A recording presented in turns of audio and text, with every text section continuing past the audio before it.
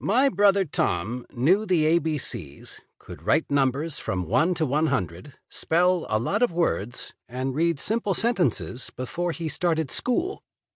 He did get some help from Papa and Mama and my oldest brother Sven, but he learned most of these things by himself. Mrs. Thatcher taught the 1st through the 6th grades in our one-room schoolhouse when Tom started school. Aidenville, Utah had a population of about 2,000 Mormons, 400 Protestants, and only about 100 of us Catholics, so a one-room schoolhouse was all we needed. Later, after Mrs. Thatcher retired, Mr. Standish became our teacher. He let Tom skip the 5th grade. I guess that proves how smart my brother was. Before 1898, any parents wanting their children to get more than a 6th grade education had to send them away from home to go to school. Papa sent Sven and Tom to the Jesuit Catholic Academy for Boys in Salt Lake City, where the 7th and 8th grades were taught. After Sven graduated from the 8th grade, Papa sent him to Boylestown, Pennsylvania, to live with relatives and go to high school. Tom didn't have to return to the academy for 8th grade. A non-denominational academy for 7th and 8th graders had been built in Aidenville that year. 33 students were enrolled. Tom was only 12 years old at the time. But the trouble with Tom's great brain was his money-loving heart. Everybody laughed when, at the age of 8, he started telling people he had a great brain. But after he began to use his great brain to swindle kids and make fools out of adults, nobody laughed at him anymore. Us kids put up with him until he was 12. Then he went too far. For 30 cents, he put the lives of my 2 best friends in danger. We put him on trial in our barn, and he was found guilty of being a confidence man, a crook, a swindler, and a blackmailer. The sentence handed down was that no kid in town would play with him or have anything to do with him for 1 year unless he gave up his crooked ways. The fellows let Tom off the hook when he promised to reform. But did he reform? Heck no. Oh, he had Papa and Mama and the kids fooled, but not me.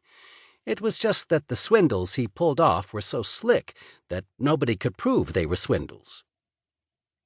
The Aidenville Academy was 2 blocks from the common school where my adopted brother Frankie and I went to school. Frankie was in the 1st grade. I was in the 5th grade. Frankie's parents and brother had been killed in a rock slide when he was 4 years old.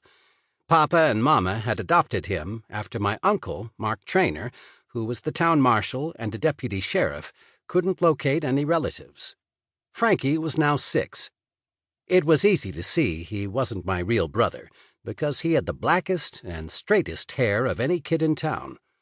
I took after Papa and had dark curly hair. Sven was a blonde, like our Danish mother. Tom was a sort of mixture of Papa and Mama, and the only one who had freckles. It was the first Friday in November when this buried treasure scheme of Tom's began. He met us on the corner after school.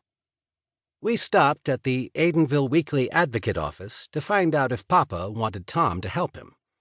Papa was editor and publisher of the town's only newspaper and did printing for everybody who needed it. He was setting type when we entered the office. "Want me to come back and help after I change clothes?" Tom asked. Papa looked at us from beneath his green eyeshade.